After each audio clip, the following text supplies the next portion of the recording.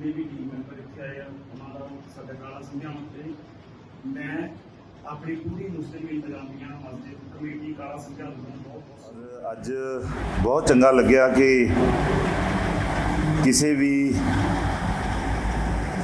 एक वर्ग का जिहड़ा समागम नहीं रहा, ये सर्व धर्म हो गया, ये सारे इकट्ठे आप होए हैं तो बहुत खुशी वाली गल है और मुबारकबाद है। ये साडे बच्चे है, ये होनहार बच्चे है जिन्हां ने सारा अज का समागम जिहड़ा अच्छे तरीके नाल आयोजित किया। तुहानूं भारत का सब तो अमीर वक्फ बोर्ड पंजाब का वा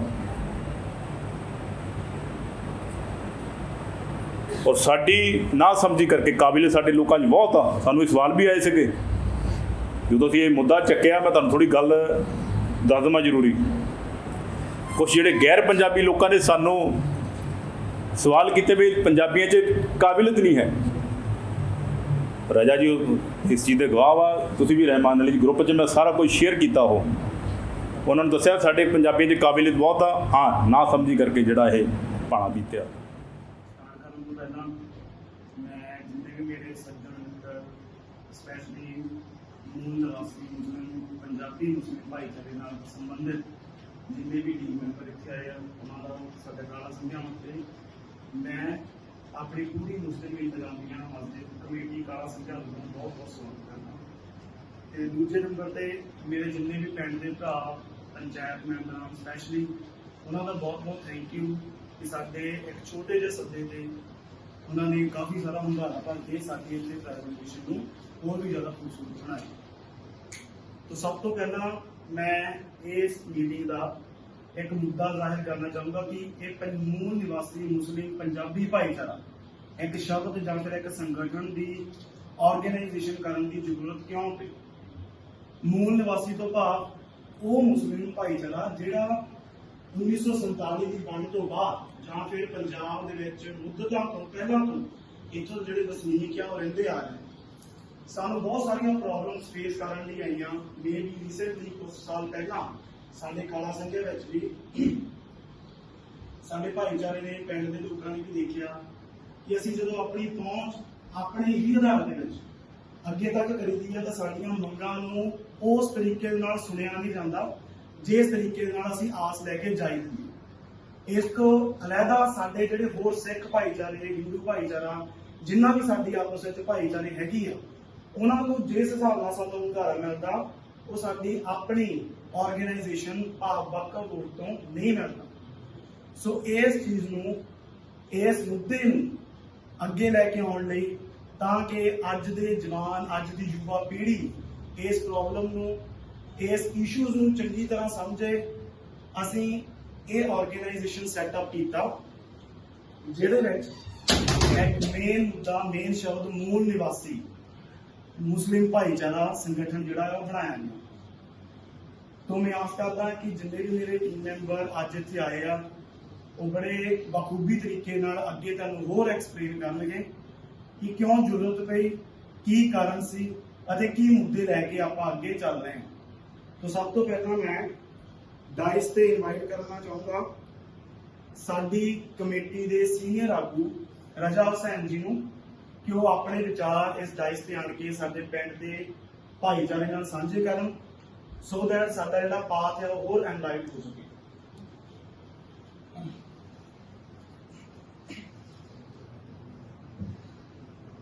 जिन्ने भी इस मस्जिद के विच मस्जिद कह लो या गुरुद्वारा कह लो या मंदिर कह लो ये सारे रब के घर।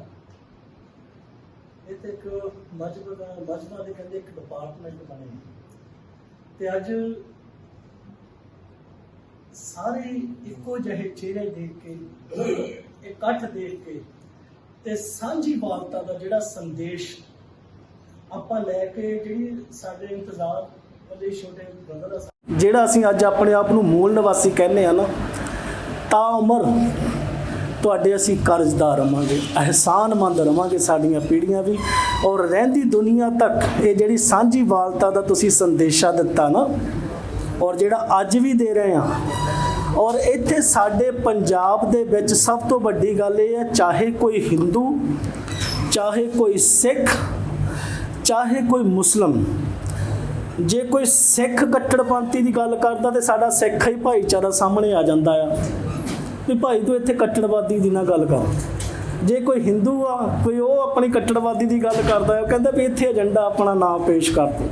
ਜੇ ਕੋਈ ਸਾਡਾ ਮੁਸਲਮਾਨ ਜਾਂ ਮੌਲਵੀ ਭਾਈ ਆ ਕੇ ਕਵੇ ਵੀ ਤੁਸੀਂ ਮੁਸਲਮਾਨਾਂ ਵਿੱਚ ਆਹ ਚੀਜ਼ ਹੋਣਾ ਚਾਹੀਦਾ, ਉਹ ਚੀਜ਼ ਹੋਣੀ ਚਾਹੀਦੀ ਆ, ਅਸੀਂ ਵੀ ਉਹਨੂੰ ਮੋਹਰੇ ਹੋ ਕੇ ਇਹੀ ਜਵਾਬ ਦੇਈਦਾ ਕਿ ਜਿਹੜਾ ਸਾਡਾ ਪੰਜਾਬ ਆ ਨਾ, ਇਹ ਇੱਕ ਸੂਫੀ ਮਤ ਪੰਜਾਬ ਆ।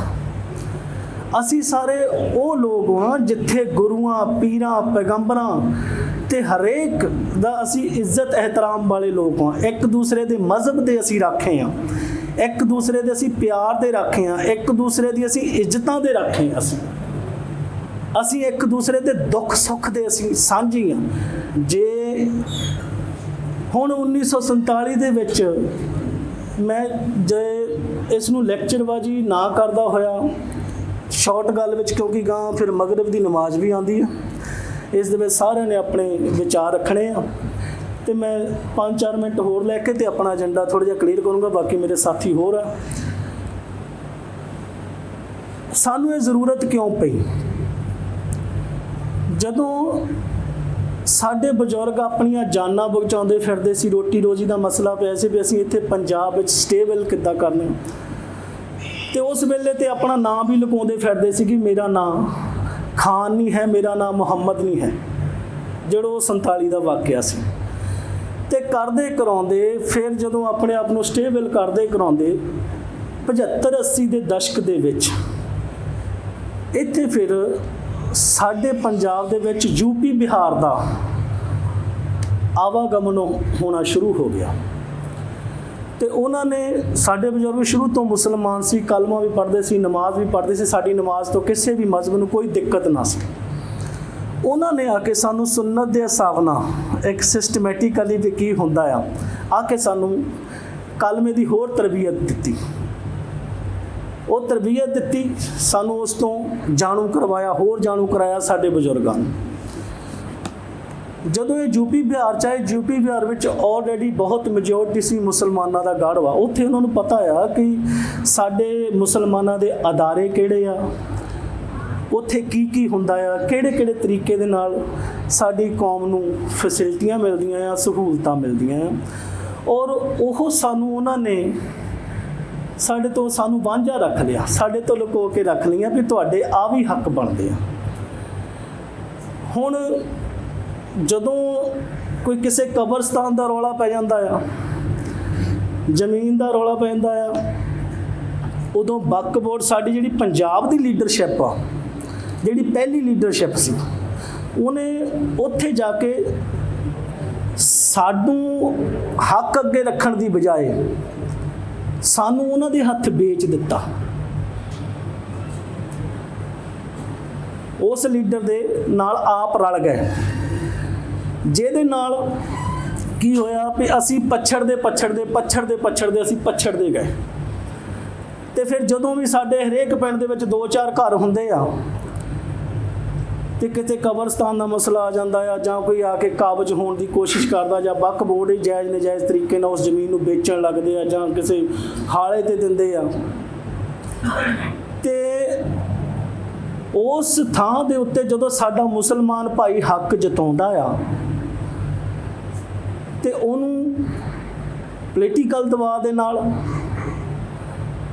ਰਾਜਨੀਤਿਕ ਦਬਾਅ ਦੇ ਨਾਲ, ਆਰਥਿਕ ਦਬਾਅ ਦੇ ਨਾਲ ਉਹਨੂੰ ਦਬਾਇਆ ਜਾਂਦਾ ਸੀ, ਉਹਨੂੰ ਉੱਠਣੇ ਨਹੀਂ ਜਾਂਦਾ ਸੀ, ਕਿਉਂਕਿ ਸਾਡੇ ਵਕਫ ਬੋਰਡ ਦੇ ਵਿੱਚ ਸਾਡੇ ਨੁਮਾਇੰਦੇ ਹੈ ਨਹੀਂ ਸੀ। ਉੱਥੇ ਸਾਰਾ ਯੂਪੀ ਬਿਹਾਰ ਨੁਮਾਇੰਦਗੀ ਕਰ ਰਿਹਾ ਸੀ ਸਾਡੇ, ਤੇ ਸਾਡਾ ਪੰਜਾਬੀ ਵਕਫ ਬੋਰਡ ਦੇ ਵਿੱਚ ਇੱਕ ਵੀ ਨਹੀਂ ਸੀ, ਜਿਸ ਦੇ ਨਾਲ ਅਸੀਂ ਸਾਰੀ ਉਮਰ ਹਨੇਰੇ ਵਿੱਚ ਹੀ ਰਹੇ। ਤੇ ਜਦੋਂ ਵੀ ਸਾਡੇ ਕਿਸੇ ਭਾਈ ਭਰਾ ਨੂੰ ਮੁਸੀਬਤ ਪੈਣੀ ਤੇ ਉਹਨੇ ਆਪਣੇ ਤੌਰ ਤੇ ਜਿੰਨਾ ਵਿਰੋਧ ਕਰ ਹੁੰਦਾ ਕਰਨਾ, ਬਾਕੀ ਪੋਲੀਟੀਕਲ ਦਬਾਅ ਦੇ ਥੱਲੇ ਆ ਕੇ ਜਾਂ ਆਪਣੀਆਂ ਮਜਬੂਰੀਆਂ ਕਰਕੇ ਜਾਂ ਉੱਪਰੋਂ ਉਹਨੂੰ ਦਬਾਅ ਪਾ ਦੇਣਾ, ਤੇ ਉਸ ਪ੍ਰੈਸ਼ਰ ਵਿੱਚ ਉਹ ਬਹਿ ਜਾਂਦਾ ਸੀਗਾ, ਉਹਦੇ ਲਈ ਕੋਈ ਪਲੇਟਫਾਰਮ ਨਾ ਸੀਗਾ। ਇਸ ਕਰਕੇ ਅਸੀਂ ਸਾਰਿਆਂ ਨੇ ਉਹ ਪਲੇਟਫਾਰਮ ਤਿਆਰ ਕੀਤਾ ਹੈ ਕਿ ਜਿੱਥੇ ਸਾਡਾ ਪਛੜਿਆ ਹੋਇਆ, ਲਤਾੜਿਆ ਹੋਇਆ ਭਾਈ ਆ, ਅਸੀਂ ਉਹਦੇ ਨਾਲ ਹਰੇਕ ਤਰੀਕੇ ਨਾਲ ਖੜੇ ਹਾਂ।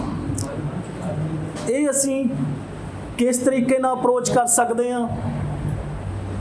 ਜਿੰਨਾ ਚਿਰ ਸਾਡੀ ਪੋਲੀਟੀਕਲ ਤੌਰ ਤੇ ਸਾਡਾ ਦਬਾਅ ਨਹੀਂ ਹੈ, ਕਿਉਂਕਿ ਹੁਣ ਇਲੈਕਸ਼ਨ ਆ ਗਏ ਆ, ਹਰੇਕ ਨੇ ਆਪੋ ਆਪਣੇ ਏਜੰਡੇ ਚੱਕਣੇ ਆ। ਅਸੀਂ ਵੀ ਇਹ ਆਪਣਾ ਏਜੰਡਾ ਚੱਕਿਆ ਵੀ ਸਾਨੂੰ ਵੀ ਹਰੇਕ ਖੇਤਰ ਦੇ ਵਿੱਚ ਸਾਡੇ ਬੱਚੇ ਪੜ੍ਹੇ ਲਿਖੇ ਵੀ ਆ। ਵਕਫ ਬੋਰਡ ਦੇ ਵਿੱਚ ਘੱਟੋ ਘੱਟ 24-2500 ਨੌਕਰੀਆਂ ਆ, 3-4 ਉੱਥੇ ਅਦਾਰੇ ਆ, ਮਿਨੋਰਟੀ ਅਦਾਰਾ ਆ, ਹੱਜ ਕਮਿਸ਼ਨ ਵਾ ਤੇ ਵਕਫ ਬੋਰਡ ਆ, ਸਾਡੇ ਆਪਣੇ ਅਦਾਰੇ। ਸਾਡਾ ਕਿਸੇ ਧਰਮ ਨਾਲ ਵਿਰੋਧ ਨਹੀਂ ਹੈ ਜੀ, ਕਿਸੇ ਪਾਰਟੀ ਨਾਲ ਵਿਰੋਧ ਨਹੀਂ ਹੈ ਜੀ। ਸਾਡਾ ਏਜੰਡਾ ਸਿਰਫ ਇਹ ਚੀਜ਼ ਆ, ਅਸੀਂ ਟਿਕਾਣਾ ਵੀ ਦੱਸਦੇ ਹਾਂ ਵੀ ਸਾਡੇ ਹੱਕ ਇੱਥੇ ਪਏ ਆ, ਤੇ ਅਸੀਂ ਕਿਸੇ ਬੰਦੇ ਦੇ ਕੋਲੋਂ ਹੱਕ ਨਹੀਂ ਮੰਗਦੇ, ਅਸੀਂ ਤੇ ਸਰਕਾਰਾਂ ਕੋਲੋਂ ਹੱਕ ਮੰਗਦੇ ਹਾਂ ਵੀ ਸਾਡੀ ਜਿਹੜੀ ਮੁਸਲਮਾਨ ਦੀ ਵੋਟ ਆ ਉਹ ਘੱਟੋ ਘੱਟ ਵੀ 2011 ਦੇ ਵਿੱਚ 10 ਲੱਖ ਵੋਟ ਸੀ, 10 ਲੱਖ ਦੀ ਗਰੋਥ ਹੈ, ਤੇ ਹੁਣ ਮੇਰਾ ਖਿਆਲ 15-16 ਲੱਖ ਇਹ ਗਰੋਥ ਹੋ ਗਈ ਹੋਣੀ। ਚਲੋ ਅਸੀਂ 3-4 ਲੱਖ ਬੰਦੇ ਤੇ ਵੀ ਅਸੀਂ ਇਸ ਟਾਈਮ ਜਦੋਂ ਡੋਰ ਟੂ ਡੋਰ ਜਾਂਦੇ ਆ ਤੇ 3-4 ਲੱਖ ਬੰਦਾ ਸਾਡੇ ਇਸ ਟਾਈਮ ਨਾਲ ਜੁੜਿਆ ਆ। ਔਰ ਜਿੱਥੇ ਵੀ ਅਸੀਂ ਇਹ ਏਜੰਡਾ ਲੈ ਕੇ ਜਾਂਦੇ ਆ ਵੀ ਭਾਈ ਆਪਾਂ ਆਪਣੇ ਹੱਕਾਂ ਲਈ ਖੜੇ ਹੋਣਾ ਆ, ਆਪਣੇ ਬੱਚਿਆਂ ਦੇ ਲਈ ਖੜੇ ਹੋਣਾ ਆ। ਜਿੱਦਾਂ ਹੁਣ ਅਸੀਂ ਆਪਣੇ ਬਜ਼ੁਰਗਾਂ ਨੂੰ ਕਹਿੰਦੇ ਹਾਂ ਕਿ ਵੀ ਸਾਡੇ ਬਜ਼ੁਰਗਾਂ ਨੇ ਚੱਕਣ ਕਿਉਂ ਨਹੀਂ ਚੱਕਿਆ। ਹੁਣ ਬਜ਼ੁਰਗ ਤੇ 47 ਦਾ ਸੰਤਾਪ ਭੁਗਤ ਰਹੇ ਸੀ, ਉਹ ਕਿੱਦਾਂ ਚੱਕ ਲੈਂਦੇ, ਤੇ ਉਹ ਤੇ ਆਪਣੇ ਆਪ ਨੂੰ ਸਟੇਬਲ ਕਰਨ ਤੇ ਹੋਏ ਸੀਗੇ।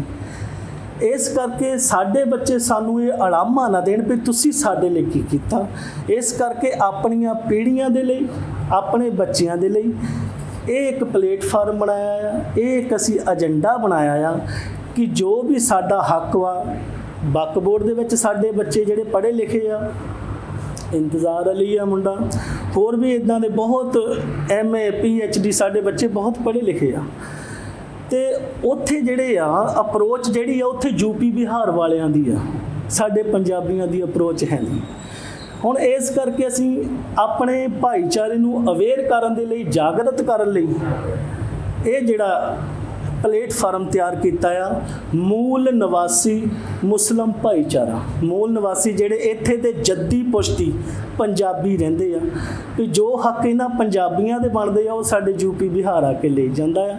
ਬਸ ਉਹ ਅਸੀਂ ਆਪਣੇ ਹੱਕਾਂ ਦੀ ਆਵਾਜ਼ ਬੁਲੰਦ ਕਰਨ ਦੇ ਲਈ ਤੁਹਾਡੇ ਇਸ ਕਾਲਾ ਸੰਘਿਆਂ ਦੇ ਵਿੱਚ ਆਏ ਆ, ਤੇ ਹੋਰ ਵੀ ਸਾਡੀਆਂ ਵੱਖ-ਵੱਖ ਜਗ੍ਹਾ ਤੇ ਮੀਟਿੰਗਾਂ ਹੋ ਰਹੀਆਂ ਆ, ਤੇ ਲੋਕੀ ਤੁਹਾਡੇ ਜਿੱਦਾਂ ਤੁਸੀਂ ਸਾਨੂੰ ਪਿਆਰ ਦਿੰਦੇ ਹੋ, ਮੁਹੱਬਤ ਦਿੱਤੀ ਅੱਜ, ਇਸੇ ਤਰੀਕੇ ਨਾਲ ਸਾਨੂੰ ਸਾਰੇ ਗੱਲ ਲਾ ਰਹੇ ਆ, ਕਿਉਂਕਿ ਅਸੀਂ ਉਹ ਚੀਜ਼ ਕਰ ਰਹੇ ਹਾਂ ਜਿਹੜੀ ਸਾਨੂੰ ਕਈ ਸਾਲ ਪਹਿਲਾਂ ਹੀ ਕਰ ਦੇਣੀ ਚਾਹੀਦੀ ਸੀ। ਚਲੋ ਜਦੋਂ ਜਾਗੋ ਉਦੋਂ ਹੀ ਸਵੇਰਾ, ਤੇ ਇਸ ਕਰਕੇ ਅਸੀਂ ਇਹ ਏਜੰਡਾ ਲੈ ਕੇ ਆਏ ਆ, ਇਹ ਇੱਕ ਸੋਚ ਲੈ ਕੇ ਆਏ ਆ।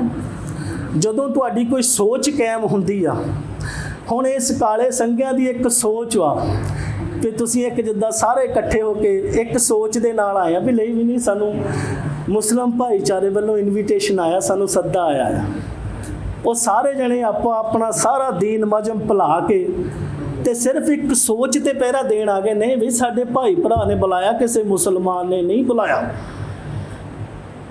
ਇਹ ਕਿਸੇ ਮੁਸਲਮਾਨ ਨੇ ਥੋੜ੍ਹਾ ਬੁਲਾਇਆ, ਇਹ ਤਾਂ ਸਾਡੇ ਆਪਸੀ ਭਾਈਚਾਰੇ ਪਿਆਰ ਨੇ ਬੁਲਾਇਆ। ਜਿਹੜੀਆਂ ਸਾਡੀਆਂ ਸਾਂਝੀਆਂ ਜੱਦੀ ਪੁਸ਼ਤਾਂ ਤੋਂ ਸਾਡੀਆਂ ਜਿਹੜੀਆਂ ਸਾਂਝਾਂ ਪਈਆਂ ਆ, ਇਹ ਉਹਨੇ ਬੁਲਾਇਆ, ਉਹਦੇ ਖਿੱਚੇ ਆਪਾਂ ਆਏ।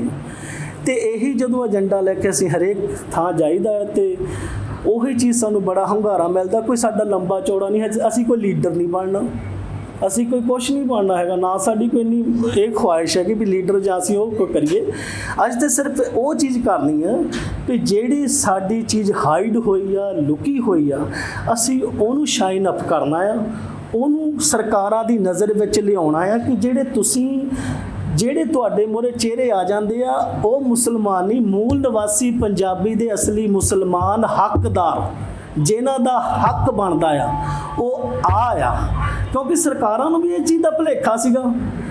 ਅਸੀਂ ਅੱਗੇ ਨਾ ਸੀ, ਜਿਹੜੇ ਅੱਗੇ ਸੀ ਅਗਲੇ ਕਹਿੰਦੇ ਇਹੀ ਮੁਸਲਮਾਨ ਆ, ਹੁਣ ਅਸੀਂ ਅੱਗੇ ਆ ਤੇ ਸਰਕਾਰ ਕੋਲ ਇਹ ਆ ਗਿਆ ਅੱਛਾ ਇਹ ਸਾਡੇ ਮੂਲ ਪੰਜਾਬੀ। ਹੁਣ ਸਾਡੀ ਸਰਕਾਰੇ ਦਰਬਾਰੇ ਸਾਰੇ ਪਾਸਿਓਂ ਸਾਨੂੰ ਫੋਨ ਆ ਰਹੇ ਆ, ਜਿਹੜਾ ਸਾਡੀ ਏਜੰਡਾ ਤੇ ਜਿਹੜਾ ਸਾਡੇ ਮੈਨੀਫੈਸਟੋ ਤੇ ਅੱਛੀ ਸਰਕਾਰ ਉਤਰੂਗੀ ਜਾਂ ਅੱਛੀ ਸਾਡੀਆਂ ਮੰਗਾਂ ਮੰਨੂਗੀ ਜਾਂ ਸਾਡੇ ਏਜੰਡੇ ਦੇ ਨਾਲ ਖਰੀ ਉਤਰੂਗੀ, ਇਹ ਸਾਰੀ ਵੋਟ ਬੈਂਕ ਅਸੀਂ ਉੱਧਰ ਭੁਗਤਾ ਦੇਣੀ ਹੈ ਜੀ। ਸਾਰਾ ਭਾਈਚਾਰਾ ਸਾਡੇ ਨਾਲ ਵਾ। ਜੇ ਮੈਂ ਗੱਲ ਕਰਦਾ ਤੇ ਇੱਥੇ ਜਿੰਨੇ ਵੀ ਆਲਮਗੀਰ ਕਮੇਟੀ ਦੇ ਮੈਂਬਰ ਆ ਜੀ, ਤੁਹਾਡਾ ਸਾਰਿਆਂ ਦਾ ਬਹੁਤ ਬਹੁਤ ਸ਼ੁਕਰੀਆ ਜੀ, ਬਹੁਤ ਬਹੁਤ ਮਿਹਰਬਾਨੀ। ਤੁਹਾਡੇ ਪਿਆਰ ਦੀਆਂ ਝੋਲੀਆਂ ਭਰ ਕੇ ਅਸੀਂ ਅੱਜ ਲੈ ਕੇ ਚੱਲੇ ਆ। ਇਹ ਜਿਹੜੀ ਤੁਸੀਂ ਸਾਨੂੰ ਅਹਿਸਾਸ ਕਰਾਇਆ, ਇਹ ਜਿਹੜੀ ਖੁਸ਼ਬੂ ਆ ਨਾ, ਇਹ ਖੁਸ਼ਬੂ ਸਾਡੇ ਅੰਦਰ ਤੁਹਾਡੇ ਪਿਆਰ ਦੀ ਇਦਾਂ ਹੀ ਮਹਿਕਦੀ ਰਹਿਣੀ ਹੈ। ਤੇ ਲਓ ਹੁਣ ਅਗਲਾ ਏਜੰਡਾ ਸਾਡੇ ਵੀਰ ਇੰਤਜ਼ਾਰ ਅਲੀ ਜੀ ਦੱਸਣਗੇ। ਤੁਹਾਡਾ ਬਹੁਤ ਬਹੁਤ ਸਾਰਿਆਂ ਦਾ ਸ਼ੁਕਰੀਆ। ਜੇ ਮੈਂ ਗੱਲ ਕਰਦਾ ਕੋਈ ਗੁਸਤਾਖੀ ਹੋ ਗਈ ਹੋਵੇ ਤਾਂ ਮੈਨੂੰ ਮਾਫ ਕਰਨਾ ਜੀ। ਸ਼ੁਕਰੀਆ ਜੀ ਸਾਰਿਆਂ ਦਾ ਬਹੁਤ।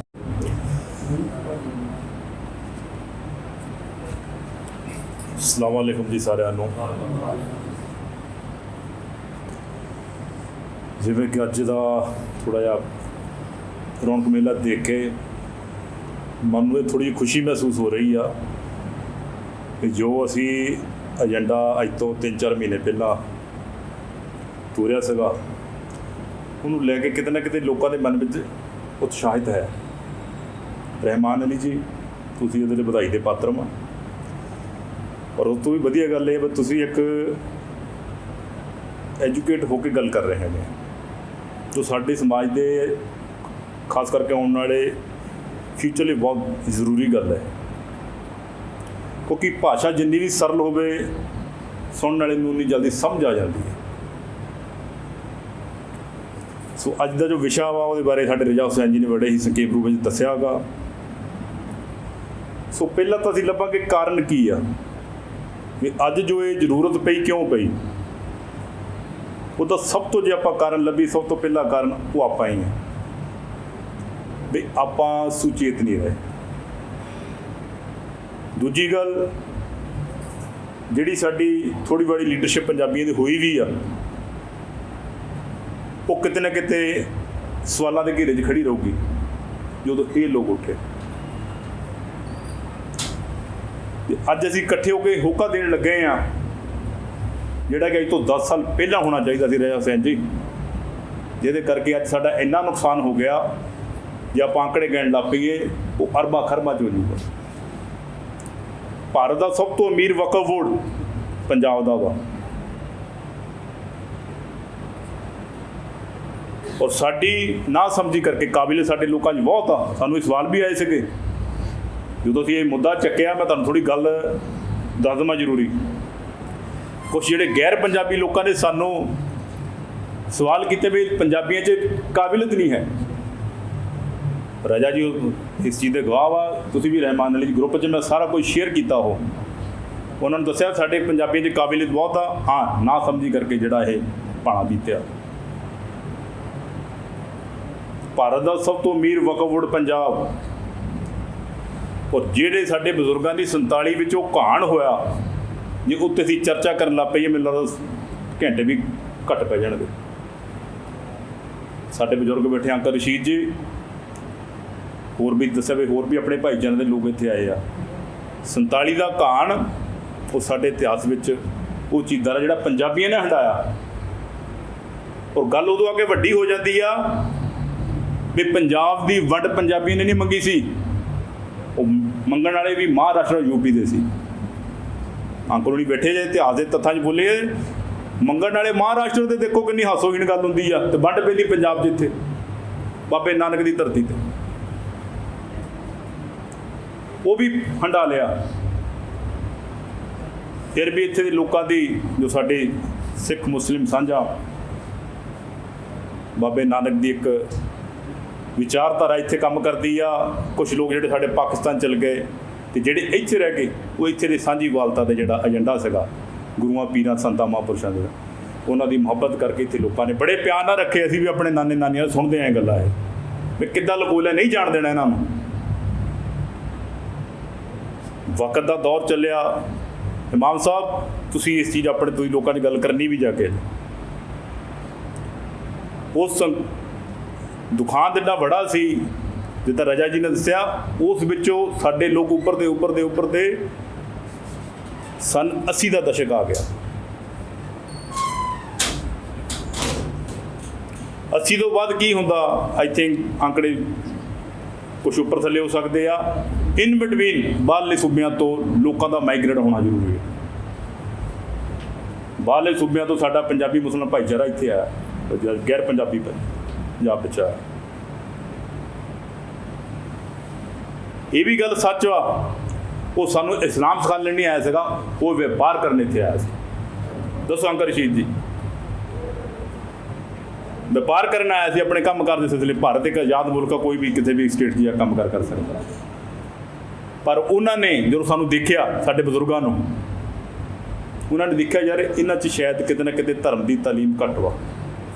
ਉਹਨਾਂ ਨੇ ਸਾਨੂੰ ਤਾਲੀਮ ਦਿੱਤੀ। ਇਹਦੇ ਲਈ ਅਸੀਂ ਉਸ ਭਾਈਚਾਰੇ ਦਾ ਸ਼ੁਕਰਗੁਜ਼ਾਰ ਕਰਦੇ ਹਾਂ ਵੀ ਸਾਨੂੰ ਦਿਨ ਦਾਵਤ ਇਸਲਾਮ ਨਾਲ ਜੁੜਿਆ। ਸਮਾਂ ਬੀਤਦਾ ਗਿਆ, ਚੱਲਦਾ ਗਿਆ। ਪਿਛਲੇ 15-20 ਸਾਲ ਦੀ ਗੱਲ ਕਰੀਏ ਤਾਂ ਅਸੀਂ ਜਦੋਂ ਅੱਜ ਦੇਖਿਆ ਸਾਡਾ ਭਾਈਚਾਰਾ ਰਾਜਨੀਤਿਕ ਸਮਾਜਿਕ ਅਧਿਕਾਰਾਂ ਤੋਂ ਕਿਤੇ ਦੂਰ ਚਲਾ ਗਿਆ। ਸਿਰਫ ਇੱਕ ਏਜੰਡੇ ਨੂੰ ਲੈ ਕੇ ਬਹਿ ਗਿਆ, ਧਾਰਮਿਕ ਏਜੰਡੇ ਨੂੰ। ਹੋਣਾ ਚਾਹੀਦਾ ਵਾ, ਕੋਈ ਸ਼ੱਕ ਨਹੀਂ, ਲੇਕਿਨ ਇੱਕ ਲੋਕਤੰਤਰ ਦੇਸ਼ ਵਿੱਚ ਜਿੱਥੇ ਤੁਹਾਡੇ ਧਾਰਮਿਕ ਏਜੰਡੇ ਮਜ਼ਬੂਤ ਚਾਹੀਦੇ, ਉੱਥੇ ਤੁਹਾਡੇ ਰਾਜਨੀਤਿਕ ਸਮਾਜਿਕ ਏਜੰਡੇ ਵੀ ਮਜ਼ਬੂਤ ਚਾਹੀਦੇ। ਜੇ ਤੁਸੀਂ ਬਦਲਾਵ ਲੈ ਕੇ ਆਉਣਾ ਵਾ। ਇਮਾਮ ਸਾਹਿਬ, ਇਹ ਛੋਟਾ ਜਿਹਾ ਸਾਨੂੰ ਸ਼ਿਕਵਾ ਵੀ ਹੈ ਗੈਰ ਪੰਜਾਬੀਆਂ ਨੂੰ ਵੀ ਜਿੱਥੇ ਸਾਨੂੰ ਧਰਮ ਨਾਲ ਜੋੜਿਆ, ਉੱਥੇ ਸਾਨੂੰ ਸਾਡੇ ਰਾਜਨੀਤਿਕ ਅਧਿਕਾਰਾਂ ਬਾਰੇ ਵੀ ਸੁਚੇਤ ਕਰ ਦਿੰਦੇ ਅਤੇ ਸ਼ਾਇਦ ਅਸੀਂ ਉਸ ਚੀਜ਼ ਨੂੰ ਬੈਲੈਂਸ ਕਰ ਲੈਂਦੇ। ਹੁਣ ਦੇਖਣ ਵਿੱਚ ਕੀ ਆਇਆ ਜੀ, 10 ਸਾਲਾਂ ਦੇ ਇਤਿਹਾਸ ਦੀ ਗੱਲ ਕਰਦਾ ਮੈਂ। ਗੈਰ ਪੰਜਾਬੀ ਦਾ ਵਕਫ ਬੋਰਡ ਉੱਤੇ ਚੇਅਰਮੈਨ ਲੱਗਣਾ, ਨਾਮ ਹੈ ਪੰਜਾਬ ਵਕਫ ਬੋਰਡ। ਪਿਛਲੇ 10 ਸਾਲਾਂ ਤੋਂ ਜਿਹੜਾ ਪੰਜਾਬੀ ਮੂਲ ਦਾ ਜੱਦੀ ਨਹੀਂ ਹੈ, ਉਹ ਚੇਅਰਮੈਨ ਹੀ ਕਰਦਾ ਆ ਰਿਹਾ। ਉਹਦੇ ਦੌਰਾਨ ਜਿੰਨੀ ਮੈਂਬਰਸ਼ਿਪ ਹੁੰਦੀ ਉਹਦੀ, ਮੈਂ ਕਿਹਾ 11 ਕੁ ਮੈਂਬਰ ਹੁੰਦੇ ਆ, ਬਹੁਤਾਤ ਵਿੱਚ ਗੈਰ ਪੰਜਾਬੀ ਮੁਸਲਮਾਨ ਹੈ। ਔਰ ਸੁਭਾਵਿਕ ਆ ਜਦੋਂ ਇੰਨਾ ਕਨਫਿਊਜ਼ਨ ਹੋ ਜਾਵੇ ਭੂਗੋਲਿਕ ਆਧਾਰ 'ਤੇ ਜਾਂ ਰਾਜਨੀਤਿਕ ਆਧਾਰ 'ਤੇ, ਅਤੇ ਉਹ ਲੋਕ ਜਿਹੜੇ ਜੱਦੀ ਲੋਕ ਹੁੰਦੇ ਉਹਨਾਂ ਦੀਆਂ ਸਮੱਸਿਆਵਾਂ ਨਹੀਂ ਸਮਝ ਪਾਉਣਗੇ, ਜਿਹਦੇ ਕਰਕੇ ਅੱਜ ਆਪਾਂ ਚਰਚਾ ਇਕੱਠੇ ਹੋਏ। ਤੁਹਾਨੂੰ ਉਦਾਹਰਨਾਂ ਬਹੁਤ ਸਾਰੀਆਂ ਆਉਂਦੀਆਂ। ਕਈ ਵਕਫ ਬੋਰਡ ਦੇ ਇੱਦਾਂ ਦੇ ਅਫਸਰ ਵੀ ਆਏ, ਸਾਡੇ ਲੋਕ ਉੱਥੇ ਕੰਮ ਕਰਾਉਣਾ, ਉਹ ਕਹਿੰਦਾ ਤੂੰ ਤਾਂ ਪੰਜਾਬੀ ਲੱਗਦਾ ਹੀ ਨਹੀਂ ਯਾਰ। ਦੇਖੋ, ਗਿਆ ਤਾਂ ਬੰਦਾ ਆਪਣੇ ਕਬਰਸਤਾਨ ਦੀ ਸਮੱਸਿਆ ਨੂੰ ਲੈ ਕੇ ਆ ਜਾਂ ਕੋਈ ਹੋਰ ਸਮੱਸਿਆ ਨੂੰ ਲੈ ਕੇ, ਉਹ ਕਹਿੰਦਾ ਤੂੰ ਤਾਂ ਲੱਗਦਾ ਹੀ ਨਹੀਂ ਯਾਰ ਮੁਸਲਮਾਨ। ਯਾਨੀ ਇਹ ਸਾਡੇ ਕੰਨ 'ਚ ਗੱਲਾਂ ਹੋਣ ਪਈਆਂ। ਇਹ ਰਹੇ ਕਾਰਨ। ਹੁਣ ਹੱਲ ਕਿੱਦਾਂ? ਕਿਉਂਕਿ ਸਮਾਂ ਬਹੁਤ ਘੱਟ ਵਾ, ਗੱਲ ਜਲਦੀ ਪੂਰੀ ਵੀ ਕਰਨੀ ਆ। ਹੱਲ ਇਹ ਆ, ਪਹਿਲਾਂ ਤਾਂ ਜਿਹੜਾ ਸਾਡਾ ਪੰਜਾਬੀ ਮੂਲ ਨਿਵਾਸੀ ਮੁਸਲਿਮ ਭਾਈਚਾਰਾ, ਉਹਦੀ ਉਦਾਹਰਨ ਰਹਿਮਾਨ ਅਲੀ ਜੀ ਨੇ ਦਿੱਤੀ ਹੈ ਵੀ ਜਿਹੜਾ ਪਾਰਟੀਸ਼ਨ ਤੋਂ ਬਾਅਦ ਜਿਹੜਾ ਮੁਸਲਮਾਨ ਇੱਥੇ ਰਿਹਾ, ਉਹ ਮੂਲ ਨਿਵਾਸੀ ਹੈ। ਅਸੀਂ ਉਹਨਾਂ ਦੇ ਰਾਜਨੀਤਿਕ ਸਮਾਜਿਕ ਔਰ ਆਰਥਿਕ ਅਧਿਕਾਰਾਂ ਦੀ ਗੱਲ ਕਰਦੇ ਹਾਂ। ਇਹਨੂੰ ਥੋੜ੍ਹਾ ਖੋਲ੍ਹ ਕੇ ਗੱਲ ਕਰਨਾ ਕਿ ਰਾਜਨੀਤੀ ਤੋਂ ਸੰਬੰਧ ਹੈ ਵੀ ਸਾਡੇ ਲੋਕ ਜਿੰਨੇ ਵੀ ਰਾਜਨੀਤਿਕ ਅਦਾਰੇ ਨੇ ਸਰਕਾਰੀ, ਉਹਨਾਂ 'ਤੇ ਪਹਿਲ ਪੰਜਾਬੀਆਂ ਨੂੰ ਮਿਲਣੀ ਚਾਹੀਦੀ ਹੈ। ਤਾਂ ਕਰਕੇ ਉਹ ਜਿੱਥੇ ਆਪਣੇ ਲੋਕਾਂ ਦੀ ਸਮਾਜਿਕ ਜ਼ਰੂਰਤਾਂ ਨੂੰ ਸਮਝਣਗੇ, ਉੱਥੇ ਹੀ ਆਪਣੇ ਸਮਾਜਿਕ ਸਰੋਕਾਰ ਦੇ ਨਾਲ ਬਹੁਤ ਸਾਰੇ ਪਿੰਡਾਂ 'ਚ ਕੰਮ ਇੱਦਾਂ ਜਿਹੜੇ ਸਮਾਜਿਕ ਸਰੋਕਾਰ ਨੇ ਪੂਰੇ ਹੁੰਦੇ ਆ। ਹੁਣ ਬਹੁਤ ਹੀ ਸਾਡੇ ਸਮਾਜ ਦਾ ਕਰੀਅਰ ਤੋਂ ਰੀਅਰ ਮਸਲਾ ਵਾ, ਸ਼ਾਇਦ ਸਾਡੇ ਹੋਰ ਭਾਈਚਾਰੇ ਦੇ ਲੋਕ ਆਏ ਆ, ਉਹ ਸੁਣ ਧਿਆਨ ਨਾਲ ਵੀ ਲੋਕੀ ਚੰਦਰਮਾ 'ਤੇ ਪਹੁੰਚ ਗਏ। ਸਾਡਾ ਜਿਹੜਾ ਸਮਾਜ ਆ ਉਹ ਅੱਜ ਤੱਕ ਕਬਰਸਤਾਨਾਂ ਲਈ ਜੂਝ ਰਿਹਾ, ਉਹ ਜਿਹੜੀ ਕਿ ਇੱਕ ਬਹੁਤ ਅਹਿਮ ਜ਼ਰੂਰਤ ਆ। ਉੱਥੇ ਤੁਸੀਂ ਆ ਕੇ ਦੇਖੋ, ਜਦੋਂ ਸਾਨੂੰ ਕੋਈ ਵਕਫ ਬੋਰਡ ਅਲਾਟਮੈਂਟ ਕਰ ਦੇਵੇ ਤਾਂ ਪਿੰਡ 'ਚ ਰੌਲਾ ਪੈ ਜਾਂਦਾ। ਜੇ ਪਿੰਡ 'ਚ ਰੌਲਾ ਪੈ ਜਾਵੇ ਤਾਂ ਸਾਡਾ ਸਮਾਜ ਵੱਖਰਾ ਹੋ ਜਾਂਦਾ। ਪਰ ਕਿੱਥੇ ਲੜੀਏ ਅਸੀਂ?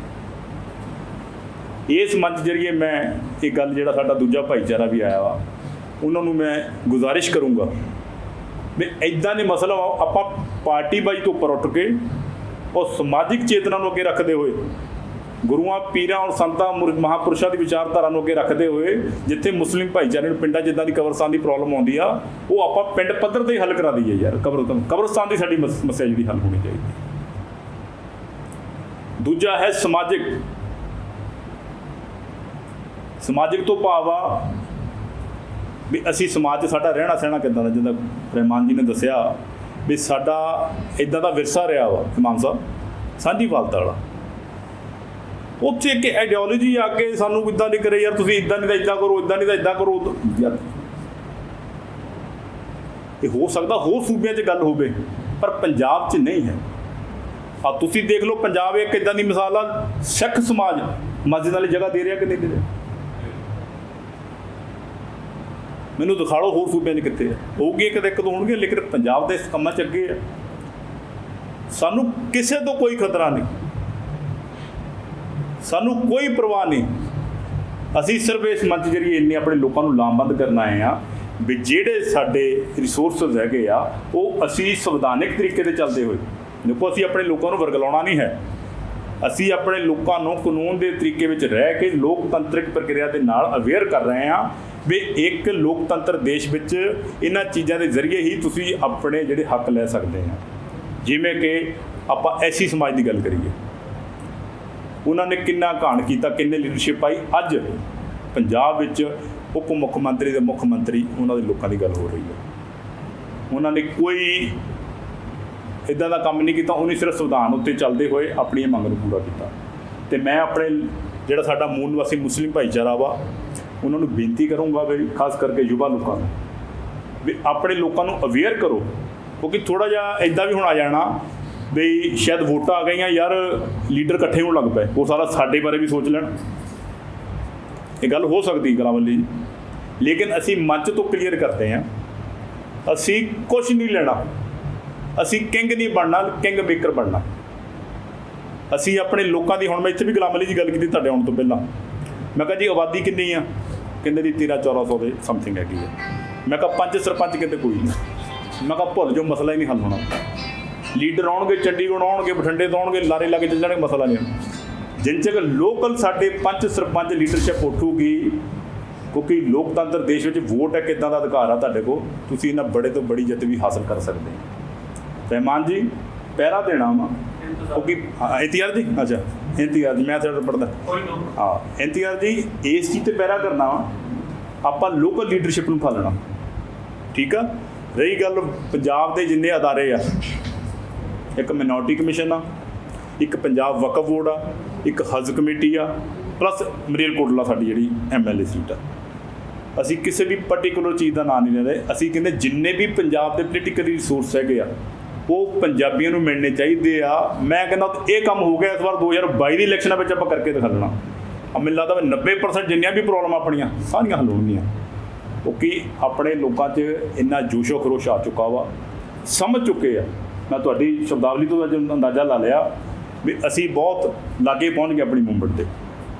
ਲਾਸਟ ਵਿੱਚ ਮੈਂ ਗੱਲ ਇਹ ਕਹੂੰਗਾ ਵੀ ਜੇ ਕਿਸੇ ਨੂੰ ਵੀ ਕੋਈ ਕੁਐਸਚਨ ਹੈਗਾ ਵਾ, ਕਿਉਂਕਿ ਆਪਾਂ ਮੀਟਿੰਗ ਤੋਂ ਬਾਅਦ ਇੱਕ ਵਾਰਤਾ ਰੱਖਣੀ ਛੋਟੀ ਜੀ, ਉਹ ਅਸੀਂ ਕੁਐਸਚਨ ਤੁਹਾਡੇ ਲੈ ਕੇ ਜਾਣੇ ਆ, ਕਿਉਂਕਿ ਅਸੀਂ ਇੱਕ ਮੈਨੀਫੈਸਟੋ ਤਿਆਰ ਕਰਨਾ ਆਪਣੇ ਲੋਕਾਂ ਦਾ।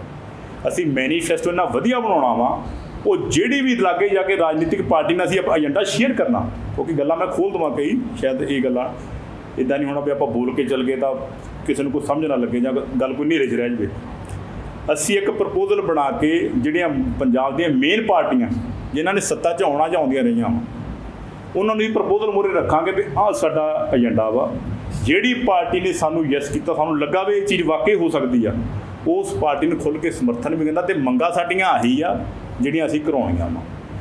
ਅਤੇ ਬਸ ਇੰਨੀ ਗੱਲ ਕਹਿੰਦਾ ਹੋਵੇ ਮੈਂ ਆਪਣੀ ਹਿੰਮਤ ਦਾ ਜਾਚੇਗਾ। ਧੰਨਵਾਦ। ਸਭ ਤੋਂ ਪਹਿਲਾਂ ਸਾਰਿਆਂ ਨੂੰ ਬਹੁਤ ਹੀ ਪਿਆਰ ਨਾਲ, ਬਹੁਤ ਹੀ ਸਤਿਕਾਰ ਨਾਲ ਸਤਿ ਸ਼੍ਰੀ ਅਕਾਲ। ਗੱਜ ਕੇ ਜਵਾਬ ਦਿਓ ਭਾਜੀ। ਵਾਹਿਗੁਰੂ ਜੀ ਦਾ ਖਾਲਸਾ, ਵਾਹਿਗੁਰੂ ਜੀ ਕੀ ਫਤਿਹ।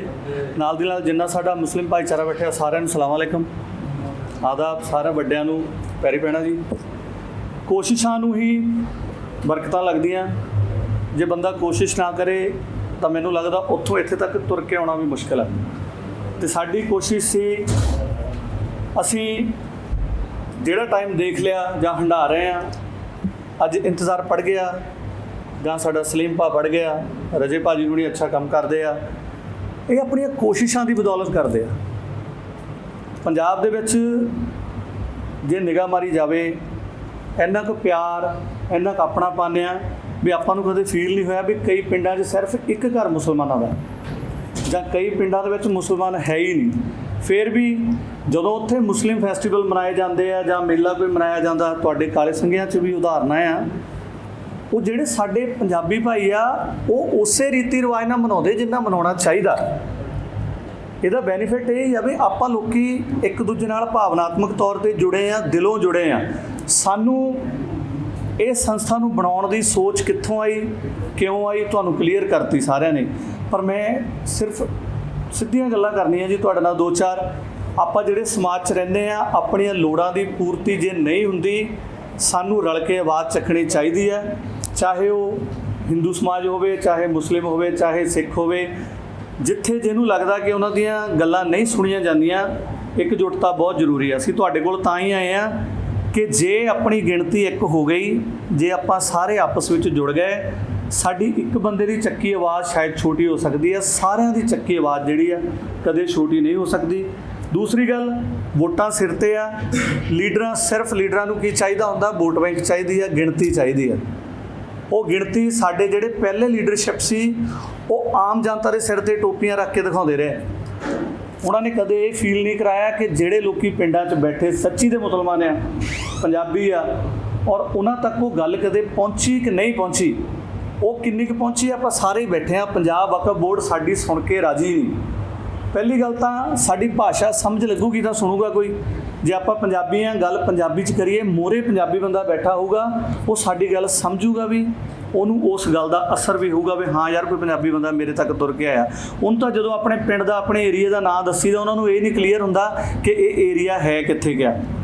ਆਪਾਂ ਪੰਜਾਬ ਦੇ ਕਿਸੇ ਵੀ ਕੋਨੇ ਚੱਲ ਜਾਈਏ, ਸਾਡਾ ਪੰਜਾਬ ਕੋਈ ਬਹੁਤਾ ਵੱਡਾ ਨਹੀਂ, ਸਾਰਾ ਏਰੀਆ ਅਸੀਂ ਘੁੰਮ ਲਿਆ, ਦੇਖ ਲਿਆ।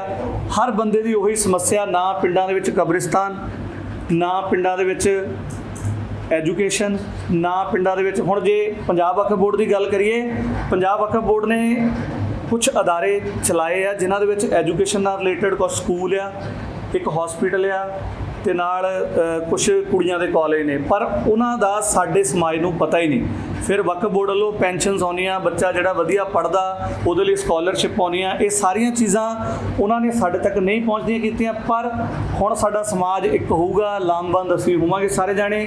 ਆਪਾਂ ਕੋਸ਼ਿਸ਼ ਕਰਨੀ ਹੈ, ਔਰ ਪਹਿਲੀ ਕੋਸ਼ਿਸ਼ ਜਿਹੜੀ ਆ, ਭਾਜੀ ਨੇ ਤਾਂ ਬੋਲ ਕੇ ਦੱਸਿਆ, ਮੈਂ ਬਾਈ ਲਾਅ ਤੁਹਾਨੂੰ ਦਿਖਾਉਣਾ ਜੀ। ਆ ਚਿੱਠੀ ਲਿਖੀ ਸੀ, ਇੰਤਜ਼ਾਰ ਜੀ ਨੂੰ ਅਸੀਂ ਫ਼ੋਨ ਕੀਤਾ, ਇਹਨਾਂ ਦਾ ਕਬਰਿਸਤਾਨ ਦਾ ਮਸਲਾ ਸੀ। ਅਸੀਂ ਇਹਨਾਂ ਨੂੰ ਫ਼ੋਨ ਕੀਤਾ ਕਿ ਚਿੱਠੀ ਲਿਖ ਕੇ ਦਿਓ, ਅਸੀਂ ਮਾਈਨੋਰਟੀ ਕਮਿਸ਼ਨ ਜਾਣ ਦੀ ਕੋਸ਼ਿਸ਼ ਕਰਦੇ ਹਾਂ। ਅਸੀਂ 2-3 ਭਰਾ ਇਕੱਠੇ ਹੋ ਕੇ 5 ਚਿੱਠੀਆਂ ਲੈ ਕੇ ਗਏ ਸੀ, ਮਾਈਨੋਰਟੀ ਕਮਿਸ਼ਨ ਦੇ ਚੇਅਰਮੈਨ ਸਾਹਿਬ ਨੂੰ ਦਿੱਤੀਆਂ ਜਾ ਕੇ। ਵਿਦਿਨ 1 ਵੀਕ ਸਾਨੂੰ ਉਹਦਾ ਰਿਪਲਾਈ ਆ ਗਿਆ ਜੀ। ਇਹ ਡੀਸੀ ਸਾਹਿਬ ਨੂੰ ਵੀ ਪਹੁੰਚ ਗਈ ਆ, ਇਹ ਸਾਡੇ ਤੱਕ ਵੀ ਆ ਗਈ ਆ, ਇਹ ਤੁਹਾਡੇ ਪਿੰਡਾਂ ਦੇ ਜਿਹੜੇ ਪੰਚਾਇਤ ਸੈਕਟਰੀ ਆ ਜਾਂ ਜਿਹੜੇ SDM BDO ਆਫਿਸ, ਉਹਨਾਂ ਸਾਰਿਆਂ ਤੱਕ ਪਹੁੰਚ ਜਾਣੀ ਆ। ਔਰ ਉਹਦੇ ਵਿੱਚ ਬੜੇ ਸਿੱਧੇ ਪੰਜਾਬੀ ਦੇ ਸ਼ਬਦਾਂ 'ਚ ਲਿਖਿਆ ਹੋਇਆ।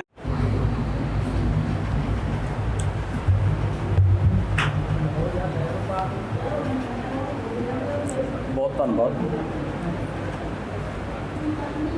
ਬੜੀ ਸੰਜੀਦਾ ਵਿਸ਼ੇ ਨੂੰ ਲੈ ਕੇ ਇਕੱਤਰ ਹੋਏ ਸਾਥੀਓ, ਸਾਰਿਆਂ ਨੂੰ ਸਤਿ ਸ਼੍ਰੀ ਅਕਾਲ, ਆਦਾਬ, ਸਲਾਮ, ਵਾਹਿਗੁਰੂ ਜੀ ਕਾ ਖਾਲਸਾ, ਵਾਹਿਗੁਰੂ ਜੀ ਕੀ ਫਤਿਹ। ਹਾਜ਼ਰ ਸਾਥੀਆਂ ਨੇ ਬੜੀ ਸੰਜੀਦਗੀ ਦੇ ਨਾਲ ਆਪਣੇ ਵਿਚਾਰ ਜਿਹੜੇ ਆ ਸਾਂਝੇ ਕੀਤੇ ਆ। ਵੱਖ-ਵੱਖ ਖੇਤਰਾਂ ਦੀਆਂ ਸ਼ਖਸੀਅਤਾਂ ਆਪਣੇ ਕੋਲ ਹਾਜ਼ਰ ਆ। ਵੱਡੇ ਵੀਰ ਪੰਜਾਬੀ ਗਾਇਕੀ ਦੀ ਸੁਰੀਲੀ ਬੁਲੰਦ ਆਵਾਜ਼ ਜਨਾਬ ਬੂਟਾ ਮੁਹੰਮਦ ਜੀ ਵੀ ਹਾਜ਼ਰ ਆ ਸਾਡੇ ਵਿੱਚ। ਇਹਨਾਂ ਨੂੰ ਮੈਂ ਜੀ ਆਇਆਂ ਵੀ ਕਹਿੰਦਾ, ਹੋਰ ਹਾਜ਼ਰ ਸਾਥੀਆਂ ਨੂੰ ਵੀ ਆਪਣੇ ਵੱਲੋਂ, ਪਿੰਡ ਵਾਲਿਆਂ ਵੱਲੋਂ ਜੀ ਆਇਆਂ ਕਹਿੰਦਾ। ਗੱਲ ਚੱਲ ਰਹੀ ਸੀ ਮੂਲ ਨਿਵਾਸੀ ਪੰਜਾਬੀਆਂ ਦੀ ਤੇ ਹੱਕਾਂ ਤੇ ਫਰਜ਼ਾਂ ਦੀ। ਮੈਨੂੰ ਲੱਗਦਾ ਵੀ ਸਾਂਝੀਵਾਲਤਾ ਦੀ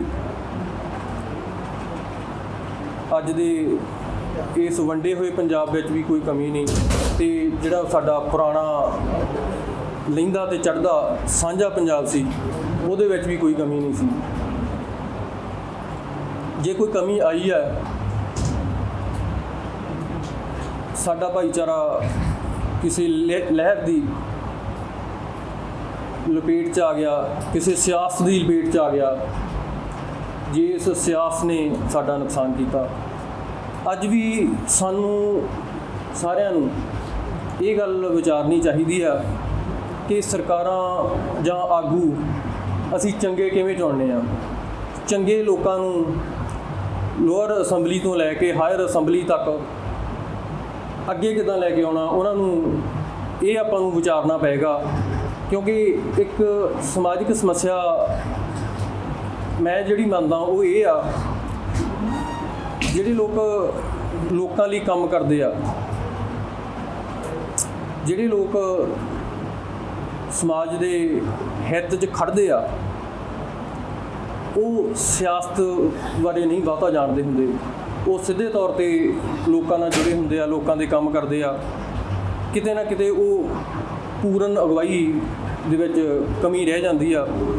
ਆਪਾਂ ਸਾਰਿਆਂ ਨੇ ਰਲ ਕੇ ਭਵਿੱਖ ਵਿੱਚ ਇਵੇਂ ਦਾ ਯਤਨ ਕਰੀਏ ਕਿ ਜੇ ਅਸੀਂ ਕੋਈ ਵਿਧਾਇਕ ਹੀ ਚੁਣੀਏ, ਉਹਦੀ ਪਾਰਟੀ ਕੋਈ ਹੋਵੇ, ਉਹਦਾ ਵਾਸਤਾ ਕਿਸੇ ਧਰਮ ਮਜ਼ਹਬ ਨਾਲ ਹੋਵੇ, ਕੋਈ ਗੱਲ ਨਹੀਂ, ਪਰ ਉਹ ਲੋਕਾਂ ਦਾ ਹੋਵੇ, ਲੋਕ ਹਿੱਤਾਂ ਦਾ ਹੋਵੇ, ਲੋਕਾਂ ਦੇ ਲਈ ਖੜਨ ਵਾਲਾ, ਲੋਕਾਂ ਦੀ ਗੱਲ ਕਰਨ ਵਾਲਾ ਹੋਵੇ। ਦੂਜੀ ਗੱਲ,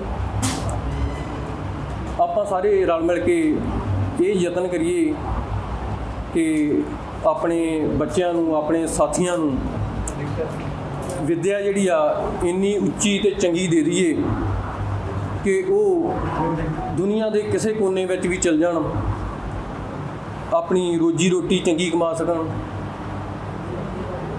ਔਰ ਹਰ ਖਿੱਤੇ ਦੇ ਵਿੱਚ ਉਹ ਕਾਮਯਾਬ ਹੋ ਸਕਣ ਔਰ ਹਰੇਕ ਗੱਲ ਨੂੰ ਉਹ ਸਮਝ ਸਕਣ।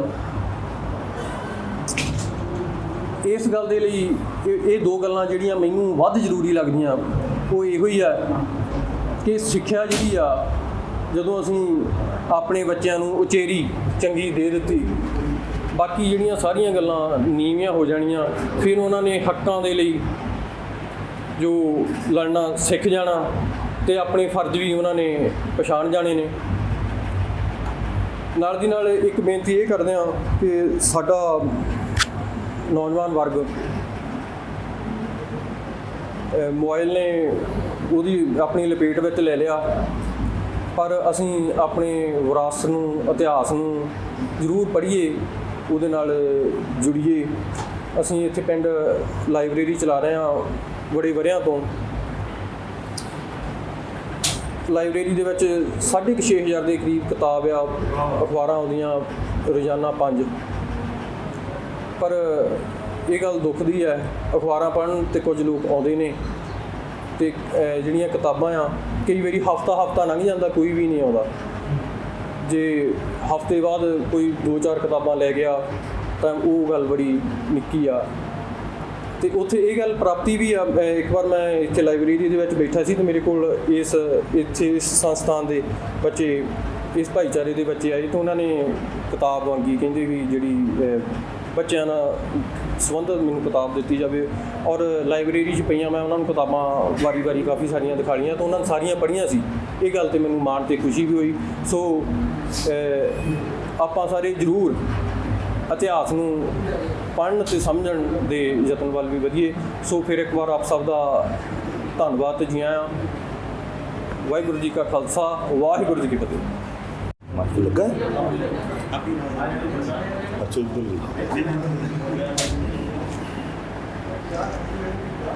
अस्सलाम वालेकुम रहमतुल्लाह व बरकातहू।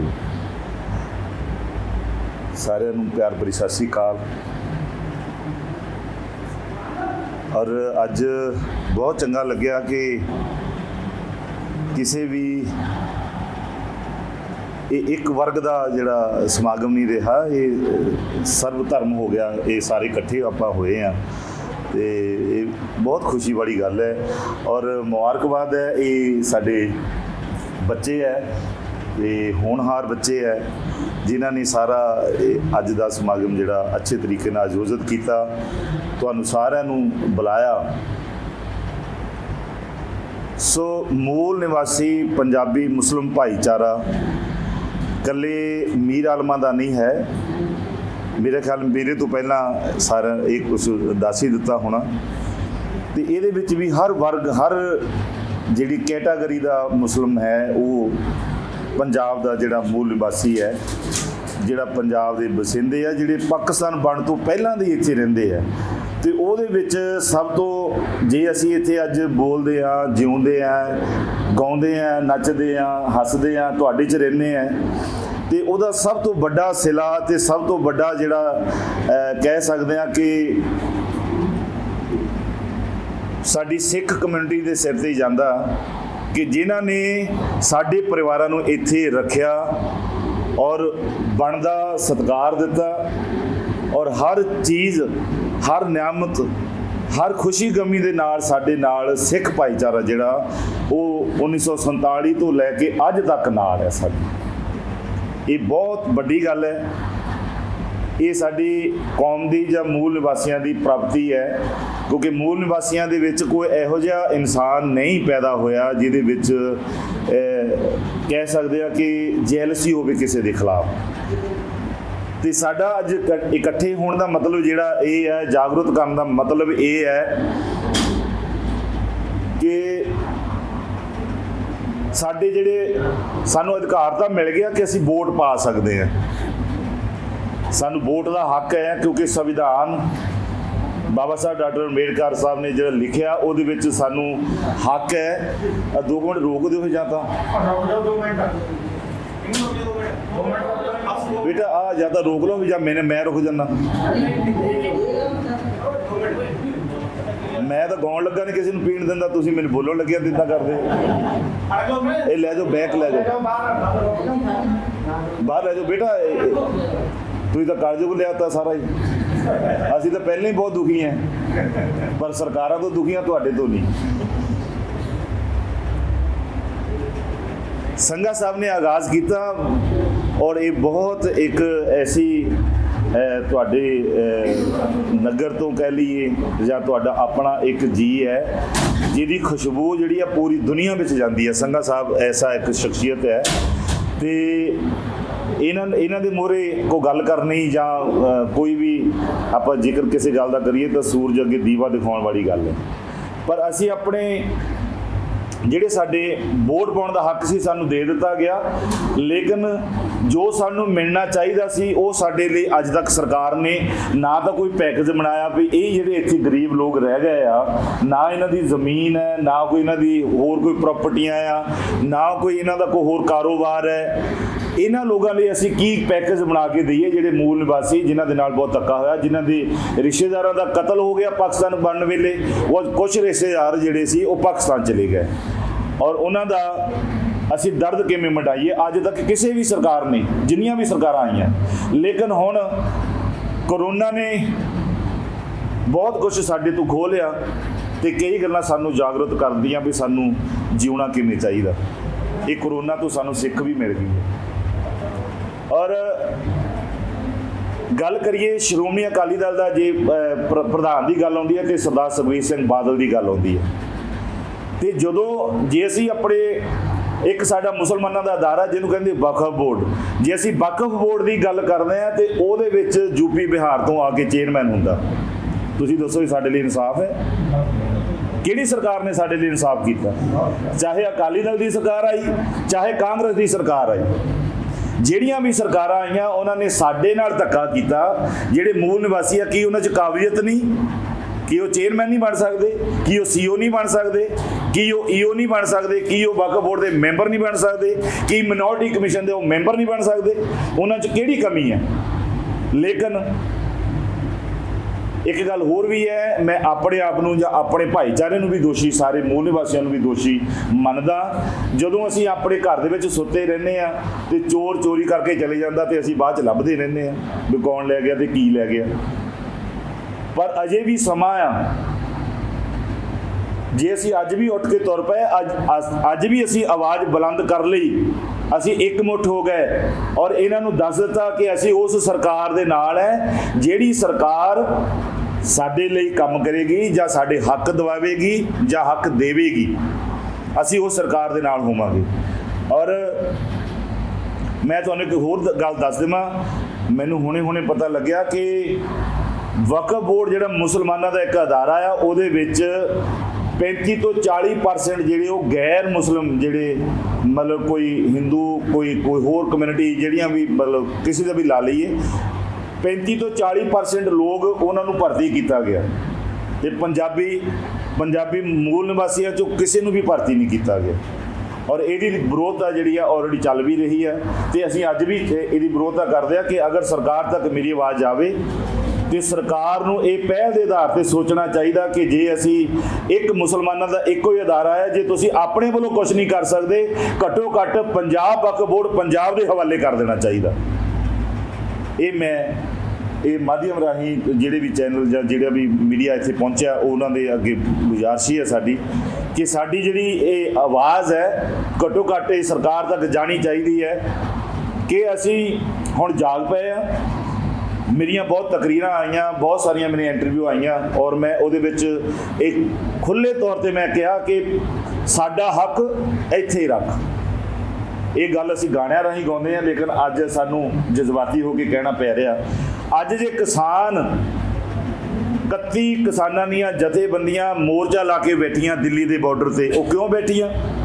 ਉਹਨਾਂ ਨੂੰ ਘਰ ਦੇ ਵਿੱਚ ਨੀਂਦ ਨਹੀਂ ਆਉਂਦੀ, ਉਹਨਾਂ ਨੂੰ ਘਰ ਦੇ ਵਿੱਚ ਖਾਣਾ ਨਹੀਂ ਚੰਗਾ ਲੱਗਦਾ। ਇਹਦਾ ਮਤਲਬ ਉਹ ਆਪਣਾ ਹੱਕ ਮੰਗਦੀਆਂ, ਉਹਨਾਂ ਨੂੰ ਹੱਕ ਮਿਲਿਆ ਨਹੀਂ। ਅਸੀਂ ਉਹਨਾਂ ਵੱਲ ਦੇਖ ਕੇ ਥੋੜ੍ਹੀ ਜਿਹੀ ਨਕਲ ਮਾਰ ਲਈਏ, ਥੋੜ੍ਹੀ ਜੇ ਜ਼ਿਆਦਾ ਨਹੀਂ ਮਾਰ ਸਕਦੇ, ਥੋੜ੍ਹੀ ਜਿਹੀ ਨਕਲ ਮਾਰ ਲਈਏ ਕਿ ਸਾਡੇ ਜਿਹੜੇ ਹੱਕ ਆ ਉਹ ਅਸੀਂ ਵੀ ਸਾਨੂੰ ਵੀ ਚਾਹੀਦੇ ਆ। ਸਾਡੀ ਆਉਣ ਵਾਲੀ ਜਨਰੇਸ਼ਨ ਬੱਚੇ ਆ ਸਾਡੇ, ਉਹ ਕਦੇ ਨਾ ਕਦੇ ਉਹ ਜਿਹੜੇ ਅੱਜ ਕੱਲ੍ਹ ਸਟੱਡੀ ਬੜੀ ਅੱਛੀ ਸਾਡੇ ਬੱਚਿਆਂ ਦੀ ਹੈਗੀ ਆ। ਪਹਿਲਾਂ ਤਾਂ ਮੇਰੇ ਕੋਲ ਹੀ ਇਹ ਸਾਡਾ ਬੱਚਾ ਖੜਾ ਆ, ਇਹਦੀ ਵੀ ਸਟੱਡੀ ਅੱਛੀ ਆ, ਇਹਨੂੰ ਕਿਉਂ ਨਹੀਂ ਜੋਬ ਮਿਲ ਸਕੀ? ਇੱਧਰ ਗੁਲਾਮ ਅਲੀ ਬੈਠਾ, ਚੰਗੀ ਮਤਲਬ ਚੰਗੀ ਐਜੂਕੇਸ਼ਨ ਲੈ ਕੇ ਬੈਠਾ। ਸਾਡੀ ਸਲੀਮ ਸੁਲਤਾਨੀ ਸਾਹਿਬ ਬੈਠੇ ਆ, ਰਜਾ ਹੁਸੈਨ ਰਜਾ ਜੀ ਬੈਠੇ ਆ, ਸਾਰੇ। ਤੇ ਸਾਡੇ 'ਚੋਂ ਇੱਕੋ ਇੱਕ ਸਾਡਾ ਭਰਾ ਆ ਰਸ਼ੀਦ ਮੁਹੰਮਦ, ਜਿਹੜਾ ਥਾਣੇਦਾਰ ਬਣ ਕੇ ਰਿਟਾਇਰ ਹੋ ਗਿਆ। ਨਹੀਂ ਤਾਂ ਅਦਰਵਾਈਜ਼ ਇਹ ਜੀ ਤੇ ਕਾਬਲੀਅਤ ਬਹੁਤ ਹੈ ਪੰਜਾਬ ਦੇ ਵਿੱਚ, ਲੇਕਿਨ ਉਹ ਦੱਬ ਜਾਂਦਾ, ਉਹ ਕੁਚਲ ਜਾਂਦਾ, ਉਹਨੂੰ ਕੁਚਲ ਕੇ ਅੱਗੇ ਚਲੇ ਜਾਂਦੇ ਆ। ਸਾਡੇ ਪਤਾ ਨਹੀਂ ਇਮਾਮ ਸਾਹਿਬ ਬੈਠੇ ਹੋਣਗੇ, ਗੁੱਸਾ ਨਾ ਕਰਿਓ। ਅੱਛਾ, ਇੱਥੇ ਯੂਪੀ ਬਿਹਾਰ ਤੋਂ ਇਮਾਮ ਆਏ ਜਿਨ੍ਹਾਂ ਨੇ ਮਸਜਿਦ ਦੇ ਵਿੱਚ 5 ਵਕਤ ਨਮਾਜ਼ ਜਿਹੜੀ ਅਦਾ ਕੀਤੀ, ਸਾਨੂੰ ਵੀ ਦੀਨ ਬਾਰੇ ਦੱਸਿਆ। ਇਹਦੇ ਲਈ ਅਸੀਂ ਇਹਨਾਂ ਦਾ ਦੇਣਦਾਰ ਹੈ। ਚਾਹੇ ਕੋਈ ਯੂਪੀ ਤੋਂ ਆਇਆ, ਚਾਹੇ ਕੋਈ ਬਿਹਾਰ ਤੋਂ ਆਇਆ, ਉਹਨੂੰ ਅਸੀਂ ਸੀਨੇ ਦੇ ਨਾਲ ਲਾਇਆ। ਲੇਕਿਨ ਕੀ ਹੁੰਦਾ ਰਿਹਾ, ਉਹਨਾਂ ਨੇ ਮਸਜਿਦ ਵਾਲਿਆਂ ਨੂੰ ਪਤਾ ਹੁੰਦਾ ਸੀ, ਇਮਾਮ ਸਾਹਿਬ ਨੂੰ ਪਤਾ ਹੁੰਦਾ ਸੀ ਵੀ ਵੀ ਕਬਰਸਤਾਨ ਕੀ ਹੈ, ਉਹਦੀ ਅਹਿਮੀਅਤ ਕੀ ਆ, ਇਹਨਾਂ ਦੇ ਵਕਫ ਬੋਰਡ ਕੀ ਹੁੰਦਾ, ਉਹਦੇ ਵਿੱਚ ਕੀ ਅਹੁਦੇਦਾਰੀਆਂ ਹੁੰਦੀਆਂ। ਲੇਕਿਨ ਸਾਡੇ ਲੋਕਾਂ ਨੂੰ ਬਿਲਕੁਲ ਪਤਾ ਨਹੀਂ ਸੀ, ਜ਼ੀਰੋ, ਬਿਲਕੁਲ ਜ਼ੀਰੋ। ਤੇ ਹੌਲੀ ਹੌਲੀ ਪਤਾ ਲੱਗਿਆ। ਜਦੋਂ ਕਿਸੇ ਇਮਾਮ ਨੇ ਜਾਣਾ, ਉਹਦੇ ਨਾਲ 10 ਬੰਦੇ ਇਕੱਠੇ ਕੋਈ ਚੱਲ ਗਏ, ਨਾਲ 5-6 ਪੰਜਾਬੀ ਵੀ ਚੱਲ ਗਏ, 2-3 ਯੂਪੀ ਬਿਹਾਰ ਵਾਲੇ ਸਾਡੇ ਭਰਾ ਚੱਲ ਗਏ। ਤੇ ਉਹਨਾਂ ਨੇ, ਸਰਕਾਰ ਨੇ ਸੋਚਣਾ ਵੀ ਯਾਰ ਇਹ ਜਿਹੜੇ ਯੂਪੀ ਤੋਂ ਆਏ ਆ, ਸ਼ਾਇਦ ਇਹ ਇਹਨਾਂ ਦਾ ਕਾਫਲਾ ਆ, ਬਾਕੀ ਇੱਥੇ ਤਾਂ ਮੁਸਲਮਾਨ ਹੈ ਹੀ ਨਹੀਂ। ਅਸੀਂ ਵੋਟ ਵੀ ਦਿੰਦੇ ਆ, ਸਾਡਾ ਵੋਟ ਦਾ ਅਧਿਕਾਰ ਜਿਹੜਾ ਉਹ ਵੀ ਸਾਨੂੰ ਮਿਲਿਆ ਹੋਇਆ, ਲੇਕਿਨ ਜਿਹੜੇ ਸਾਡੇ ਬਣਦੇ ਹੱਕ ਹੈ ਉਹ ਸਾਡੇ ਤੋਂ ਖੁੱਸ ਗਏ, ਉਹ ਸਾਨੂੰ ਅੱਜ ਤੱਕ ਨਹੀਂ ਮਿਲੇ। ਤੇ ਜੇ ਅਜੇ ਵੀ ਅਸੀਂ ਸੁੱਤੇ ਰਹੇ, ਅਜੇ ਵੀ ਅਸੀਂ ਨਾ ਜਾਗੇ, ਤੇ ਮੇਰਾ ਖਿਆਲ ਹੈ ਕਿ ਉਹ ਦਿਨ ਦੂਰ ਨਹੀਂ ਕਿ ਸਾਨੂੰ ਜਾਂ ਤਾਂ ਚੰਗੀਆਂ ਜੋਬਾਂ ਲੈਣੀਆਂ ਪੈਣੀਆਂ, ਜਾਂ ਫਿਰ ਦੁਬਈ ਜਾਂ ਕਿਤੇ ਹੋਰ ਅਰਬ ਕੰਟਰੀ, ਜਾਂ ਫਿਰ ਕੈਨੇਡਾ ਅਮਰੀਕਾ ਨੂੰ ਜਾਣਾ ਪੈਣਾ। ਅਦਰਵਾਈਜ਼ ਜਿੱਦਾਂ ਹੁਣ ਸਾਰੇ ਬੱਚੇ ਆਈਲੈਟਸ ਕਰਦੇ ਤੇ ਭੱਜ ਜਾਂਦੇ ਆ। ਉਹ ਕਿਉਂ ਭੱਜਦੇ ਆ? ਜੇ ਇੱਥੇ ਸਾਰਾ ਕੁਝ ਹੋਵੇ ਤਾਂ ਜਾਣ ਨੂੰ ਕਿਹਦਾ ਦਿਲ ਕਰਦਾ? ਦਿੱਲੀ ਦੇ ਏਅਰਪੋਰਟ 'ਤੇ ਤੁਸੀਂ ਜਾ ਕੇ ਦੇਖਦੇ ਆ ਕਿਵੇਂ ਇੱਕ ਦੂਜੇ ਨੂੰ ਵਿਛੜਦੇ, ਜਦੋਂ ਤਾਂ ਉਹ ਕਿਵੇਂ ਰੋਂਦੇ ਆ, ਧਾਹਾਂ ਮਾਰਦੇ ਆ। ਲੇਕਿਨ ਇੱਕ ਰਿਜ਼ਕ ਰੋਟੀ ਦੀ ਖਾਤਰ ਇਨਸਾਨ 7 ਸਮੁੰਦਰਾਂ ਤੋਂ ਪਾਰ ਵੀ ਜਾਂਦਾ। ਤੇ ਜੇ ਸਾਡੇ ਹੱਕ ਸਾਨੂੰ ਇੱਥੇ ਹੀ ਮਿਲਣਗੇ, ਕਿ ਇਸ ਗੱਲ ਨਾਲ ਪਹਿਲਾਂ ਤਾਂ ਮੈਨੂੰ ਦੱਸ ਦਿਓ ਸਾਰੇ ਜਿਹੜੇ ਸਾਡੇ ਭਰਾ ਜਿਹੜੀ ਵੀ ਕਮਿਊਨਿਟੀ ਤੋਂ ਆਏ ਆ, ਸਿੱਖ ਭਾਈਚਾਰਾ ਬਹੁਤ ਜ਼ਿਆਦਾ ਆਇਆ, ਮੈਨੂੰ ਦੱਸ ਦਿਓ ਵੀ ਸਾਡੇ ਹੱਕ ਸਾਨੂੰ ਮਿਲਣੇ ਚਾਹੀਦੇ ਆ ਜੀ। ਹੱਥ ਖੜਾ ਕਰਕੇ ਦੱਸ ਦਿਓ। ਹਾਂਜੀ, ਚਲੋ ਮੇਰੇ ਖਿਆਲ ਸਾਰਿਆਂ ਨੇ ਹੱਥ ਖੜੇ ਕਰ ਹੀ ਦਿੱਤੇ ਆ। ਤੇ ਸਾਡਾ ਸਾਥ ਹੋ ਸਕਦਾ, ਸਾਡੀ ਜਿਹੜੀ ਕਮਿਊਨਿਟੀਆਂ ਆ ਜਾਂ ਸਾਡੇ ਜਿਹੜੇ ਲੋਕ ਹੈ, ਇਹ ਜਿਉਂ ਦਾ ਪਾਕਿਸਤਾਨ ਬਣਿਆ ਉਦੋਂ ਦੇ ਡਰੇ ਹੋਏ ਬਹੁਤ ਹੈ। ਚੰਦ ਲੋਕ ਆ ਜਿਹੜੇ ਜਾਗੇ ਆ, ਅਜੇ ਚੰਦ ਲੋਕ ਹੈ। ਤੇ ਹੱਥ ਜੋੜ ਕੇ ਬੇਨਤੀ ਹੈ, ਤੁਹਾਡਾ ਸਾਰਿਆਂ ਦਾ ਸਾਨੂੰ ਸਾਥ ਚਾਹੀਦਾ ਇਸ ਮੁਹਿੰਮ ਦੇ ਵਿੱਚ, ਇਸ ਸਾਡੀ ਜੰਗ ਦੇ ਵਿੱਚ। ਅਸੀਂ ਜੰਗ ਨੂੰ ਫਤਿਹ ਤਾਂ ਕਰ ਸਕਦੇ ਹਾਂ ਜੇ ਤੁਹਾਡਾ ਸਾਥ ਸਾਡੇ ਨਾਲ ਰਿਹਾ, ਇਕੱਲੇ ਨਹੀਂ ਫਾਈਟ ਕਰ ਸਕਦੇ। ਔਰ ਸਾਡੇ ਬਿਲਕੁਲ ਹੱਕ ਜਿਹੜੇ ਆ ਉਹ ਸਾਡੇ ਵਾਜਬ ਨੇ, ਔਰ ਇਹ ਸਾਨੂੰ ਕਿਸੇ ਵੀ ਤਰੀਕੇ ਨਾਲ, ਸਾਨੂੰ ਵੀ ਧਰਨਾ ਕਿਤੇ ਲਾਉਣਾ ਪੈ ਗਿਆ, ਅਸੀਂ ਧਰਨਾ ਵੀ ਲਾਵਾਂਗੇ, ਕਿਉਂਕਿ ਅਸੀਂ ਕਿਸਾਨਾਂ ਦੇ ਧਰਨਿਆਂ 'ਤੇ ਗਏ ਆ ਆਪਣਾ ਦਰਦ ਸਮਝ ਕੇ ਕਿ ਜੇ ਪੰਜਾਬ ਦਾ ਕਿਸਾਨ ਅੰਨਦਾਤਾ ਦੁਖੀ ਹੈ, ਇਟ ਮੀਨ ਸਾਰਾ ਪੰਜਾਬ ਦੁਖੀ ਹੈ, ਹਰ ਬੰਦਾ ਦੁਖੀ ਹੈ। हर छोटा हर वड्डा हर व्यापारी हर वर्ग का इंसान जिहड़ा वो दुखी है जी, किसान दुखी है। तो जे असीं किसानां दे धरनिਆਂ ते जाने आ तो खुदा ना खास्ता जे सानू किते सरकार के खिलाफ धरना लाउणा पिया तो मैनू उम्मीद है कि तुसीं भी वध तों वध चढ़ के गिणती विच तुसीं साडे नाल हाज़र होवोगे। और गल्लां बहुत ज़्यादा ने, टाइम थोड़ा क्योंकि नमाज का टाइम होने वाला है, हाँ हो ही गया। तो हुण सारिਆਂ ने चाह पानी पीना।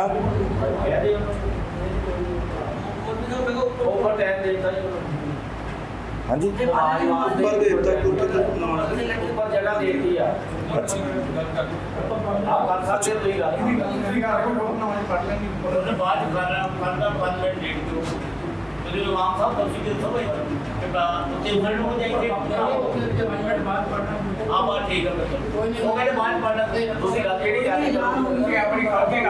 मैं एक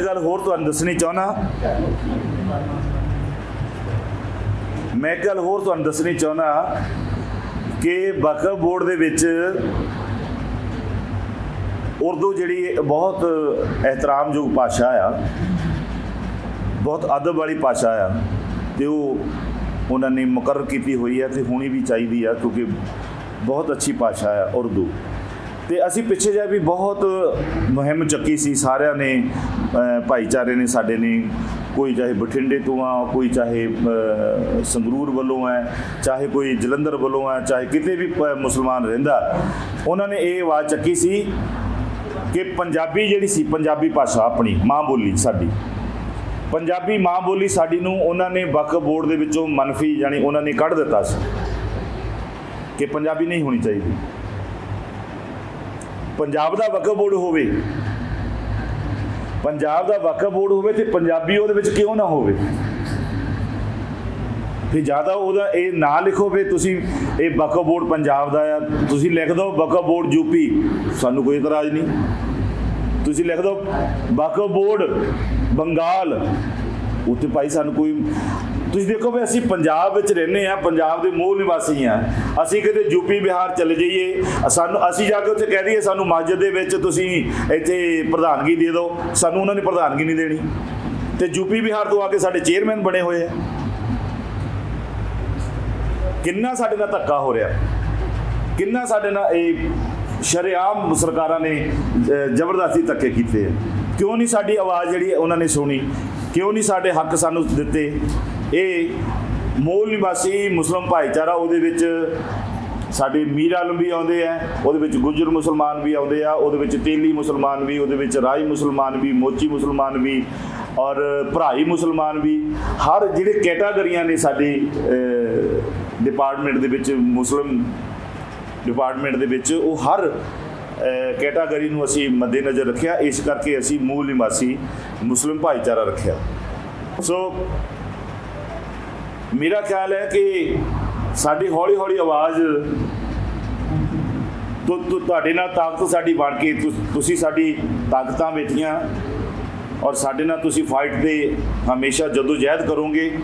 और इसे करके सरकार नूं हुण पता लग जाना चाहिए कि पंजाबी जाग उठे है। तो मैं पहला भी कहा सी, मैं हुण भी कहना कि साडा हक इत्थे रख, असी पंजाब दे हक जिहड़े आ पंजाबियां नूं दिवा के रहांगे।